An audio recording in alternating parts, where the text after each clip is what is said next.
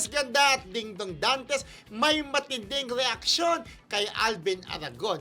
Nagmula kasi ito sa exclusive interview kay Alvin dito sa Abante ni Jigo Postolero na Jigo Live. Dahil sa mga binitawang salita ni Alvin ay umanituloy siya ng mga batikos sa mga celebrities kabilang sina Vice Ganda, Dingdong Dantes, Wilma Dasent at iba pa.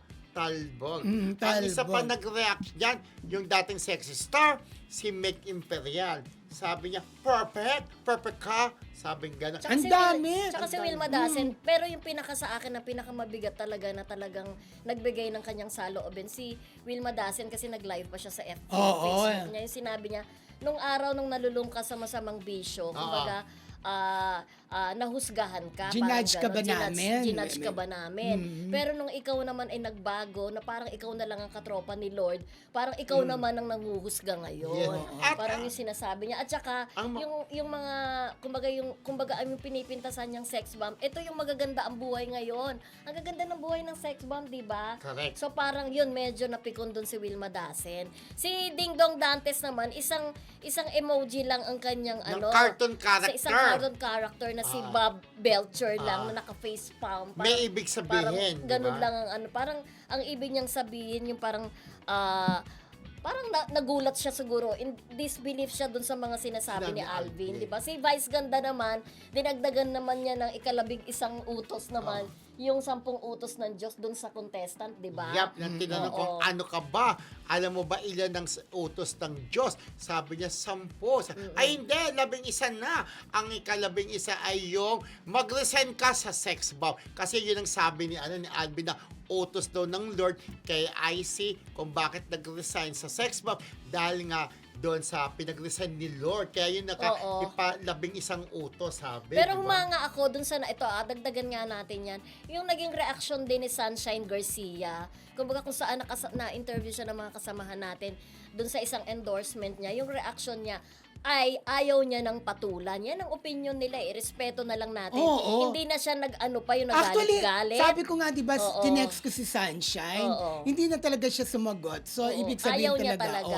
Ayaw niya. And even si dinamay niya pa, di ba, si Vice Governor Alex Castro, ayaw na rin daw niya magsalita, pa rin din ang lumaki pa, di ba? Pero yun nga, si nakakabalik nga si Alvin, pero in a negative way. Diba? Si Lian Paz, meron din Okay. Sabi ni Lian Paz, hindi natin trabaho na baguhin ng tao, gawain iyon ng Diyos. Actually, maraming na-hurt Di ba? Parang maraming na-hurt para sa sex bomb. Siyempre, diba, ang daming pinalaki ng sex bomb. Lagi niyang sinasabi niya. Lalo na yung mga kalalaki. Lalo na yung mga kalalakihan. Pinlaki, no? At saka yung pinakamatindi doon talaga yung pag-judge niya doon sa mga homosexual na even dagdag natin, 'di ba, nagsalita na rin ng kanyang ang anak ni IC Trazona, 'di ba, na si Andre, 'di ba, na si Sofia ginagamit ang pangalan ngayon. Kasi transgender. Marami rin siyang revelations doon sa interview ni OG Diaz, 'di ba? So marami na talagang nagsasalita.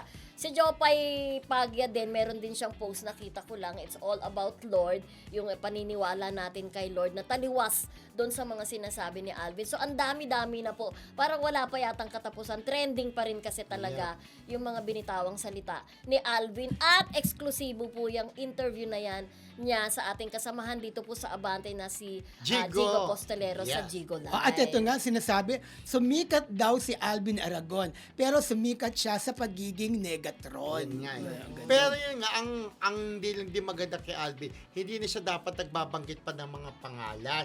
Sana yung sarili na lang yan, name dropping, di ba? Kagaya, binanggit niya, bukod kay Vice Governor na si Alex Castro, binanggit niya din mga friendship si Paulo Contis at saka si Alger Abrenica. Bakit daw yun ang ini-issue dati? May mga babae. Kaya yung may mabait na asawa, parang ngayon ganun. ako na may mabait na asawa na isang husband na mabait, binabas pa, samantalang yung dati sila, si Paulo Contis at saka si di ba, Alger Abrenica, so Cristo, pag nakarating yun sa kanilang kalaman, magre-record, bakit mo binabagit pa yung pangalan namin, no? Baka gumanon yung dalawa, di ba? Ang issue mo na lang ang asikasuhin isipin. mo. Huwag yung kami. tapos na issue namin, no? Sabi nila. Oo, sabi nga, ayusin mo ang buhay mo. Hindi yung ganyan ang ginagawa mo. Pero di ba, bongga-bongga dito lang po nang dahil po sa interview ni Jigo Postolero sa kanyang Jigo Live dito sa Abante Radio. Ayan, bumonggang-bongga, di ba? Dito nila pinikap sa Abante, di ba? DWAR 1494 Talbog. Okay.